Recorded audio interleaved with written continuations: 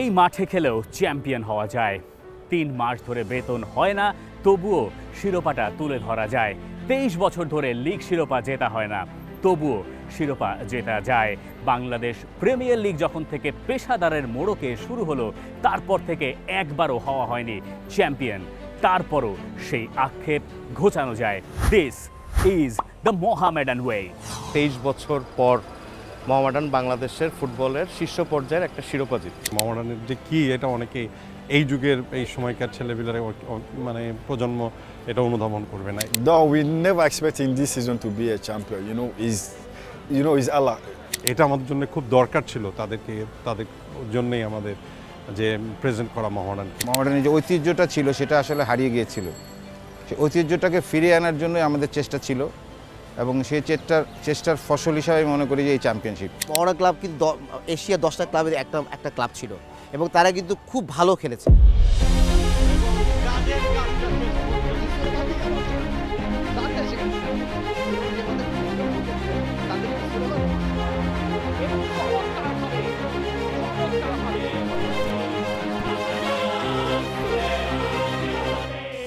Last ইয়ারে যে team করেছে, আমরা টিমটাও কিন্তু করতে একটু কষ্ট হয়েছে আমাদের।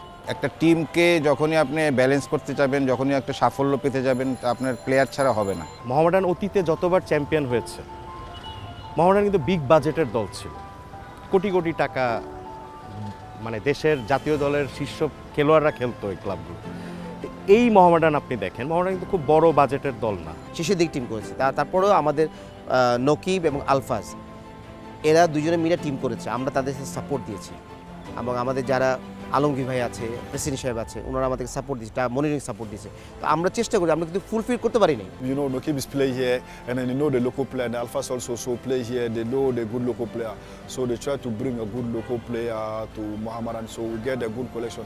Even some good local player left last season, so we still have some good local player to manage. পর্যবেক্ষণ করছি গত 2-3 বছরে আমি এবং নকিব যে আমাদের কোন টাইপের প্লেয়ার লাগবে, কোন প্লেয়ারে দিয়ে আমরা কি পেতে পারি, এসব নিয়ে আমরা সবসময় আলোচনা করি, বিবেচনা করি।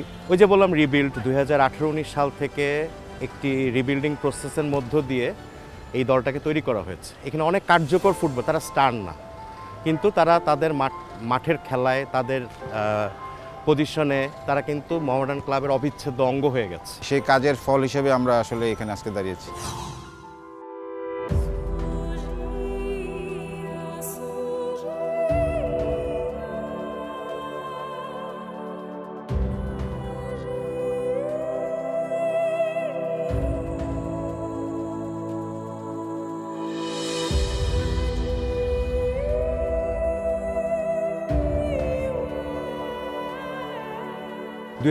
সালে আপনারা সবাই জানেন যে সে ক্যাসিনো কাণ্ড, যে পুলিশি অভিযান, মোহামেডান ক্লাবও এর বাইরে ছিল না।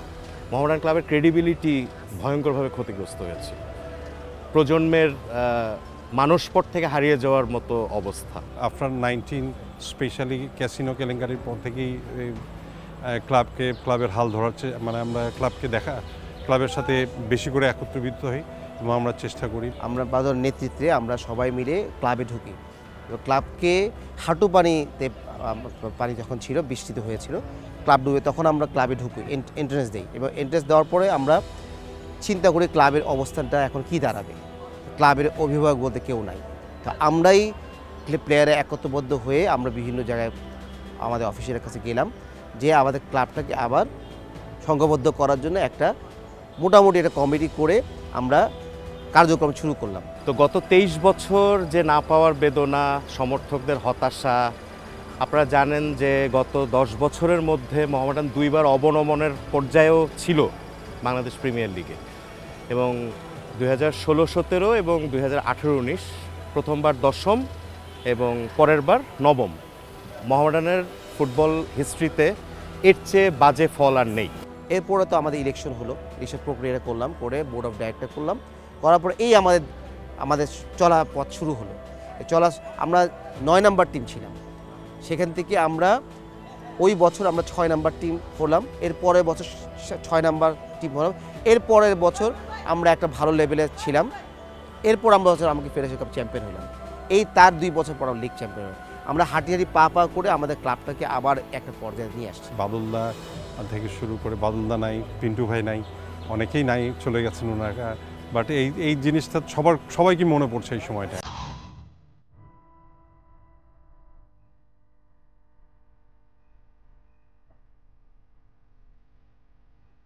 স্টেডিয়ামে কাউকে দেখবেন না, কিন্তু মোহামেডানের ওই 15-20 জন সমর্থককে দেখবেন বা এরকম 100 সমর্থককে দেখবেন।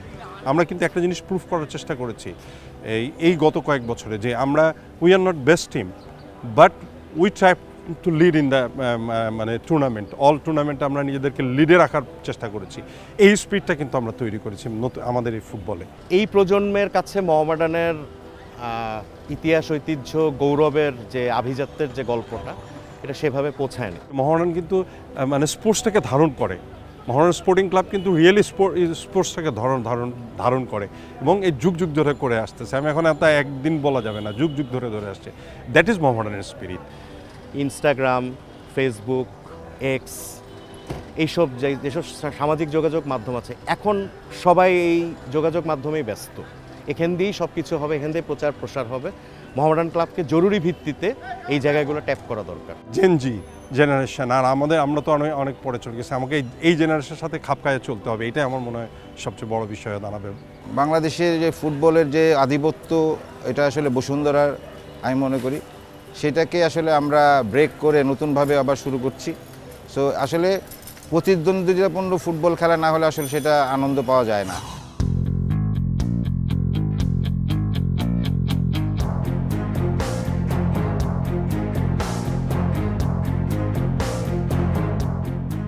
এটা দুঃখের বিষয় যে মোহামেডানে এবার পারিশ্রমিক নিয়ে নানা ধরনের এটা নানা কারণেই হয়েছে। দেশের পট পরিবর্তন হয়েছে অগাস্টে, তারপর মোহামেডান ক্লাবে যারা 3 বছর ধরে খেলছে, সোলেমান 5 বছর ধরে 6 বছর ধরে খেলছে, আসলে তারা পরিস্থিতিটা বুঝাইতে পারছি, আমি নকিব অফিসিয়ালরা বুঝাইতে পারছে। বিয়াবা থেকে এটা বোঝানো উচিত যে তুমি যে 10 নম্বর জার্সি পরো, এই জার্সি মোহামেডানের লিজেন্ড ফুটবলার বাদল রায় পড়তেন বা রুম্মান বিন ওয়ালি সাব্বির পড়েছে। Mohammedan Lake is the older team in Bangladesh. You know, before it was big team, many supporters. You know, since now Mohammedan get financial craze, you know, the all supporter, all the things, you know, disappear. Now we want to bring the old glory back. খেলোয়াড়রা তো বিশাল গাড়ি বাড়ি, টাকা পয়সা অবশ্যই চায়, বা সম্পদ চায় না। তারা মাস গেলে বেতন পাবে, তাদের যে পারিশ্রমিক সেটা পাবে সময় মতো, এটাই তাদের চাওয়া। তারা অনেক স্যাক্রিফাইস করছে। আসলে প্রফেশনাল ফুটবলে 4 মাস 5 মাসের বেতন ছাড়া কখনোই খেলতে চায় না কোনো প্লেয়ারই। তারপরে তারা, এবং লোকাল প্লেয়ারও আমি বলি করি যে লোকাল প্লেয়াররা যেভাবে স্যাক্রিফাইস করছে এই বছর, বিদেশি খেলোয়াড়রা আসলে তাদের প্রশংসা পাওয়ার মতো। সারা পৃথিবী আসলে ক্লাব মানে একটা ঐতিহ্যের লালনের মধ্য দিয়েই ফুটবলের প্রসার হবে, তারা মানুষের কাছে পৌঁছাবে। এটাই আসলে নিয়ম, এটাই বেজ লাইন। মোহামেডানেরও উচিত, আবাহনের উচিত, বসুন্ধরা সবারই উচিত এই জিনিসটাকে নেওয়া।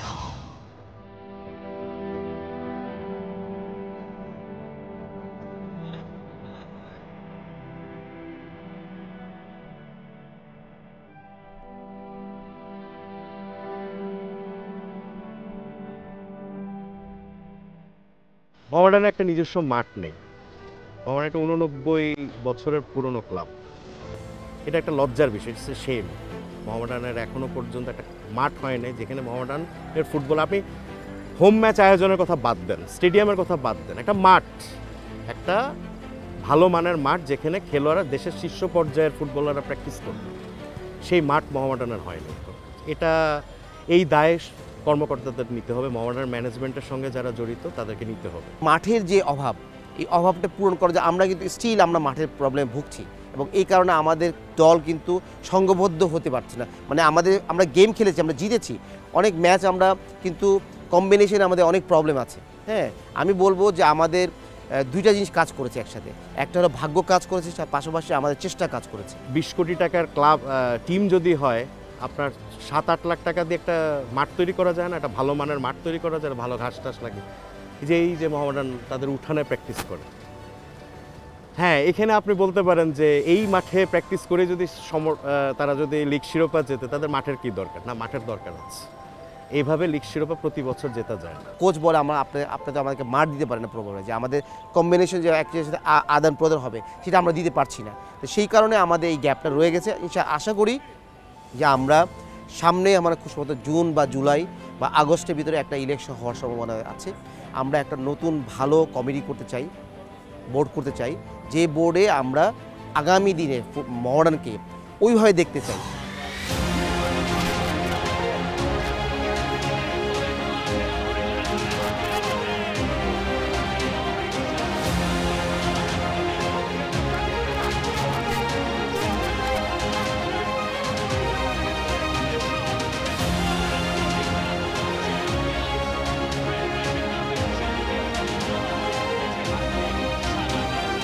দুই সালে 14 বছর পর যে ফেডারেশন কাপ জিতলো মোহামেডান কিন্তু এফসি কাপে খেলার সুযোগ পেয়েছে,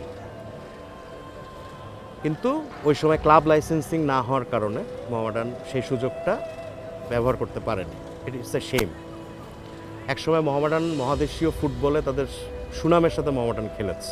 87, 88, 89, 90, 91, 93, 94 এটা কিন্তু খুব একটা বাংলাদেশে এই মোহামেডান ক্লাবটা কি এশিয়াতে চিন্তই এশিয়ান ক্লাব চ্যাম্পিয়নশিপ হওয়ার পর। ক্লাবের উপর ডিপেন্ড করে এফসি লাইসেন্স আমরা তো চেষ্টা করছি, এখন বাকিটা দেখা যাক। এশিয়ার টপ 10টা দলের একটা দল হিসেবে মোহামেডান এখন এশিয়ান ক্লাব কাপ নেই, একসময় এশিয়ান ক্লাব কাপ চ্যাম্পিয়নশিপ, যেটা এখনকার এফসি চ্যাম্পিয়ন্স লিগ খুব সম্ভব। এরকম টুর্নামেন্টে খেলার ঐতিহ্য থাকা একটা দল যদি ক্লাব লাইসেন্সিং না হওয়ার কারণে এবার চ্যালেঞ্জ লিগে না খেলতে পারে, সেটা হবে খুবই একটা ডিজাস্টার হবে।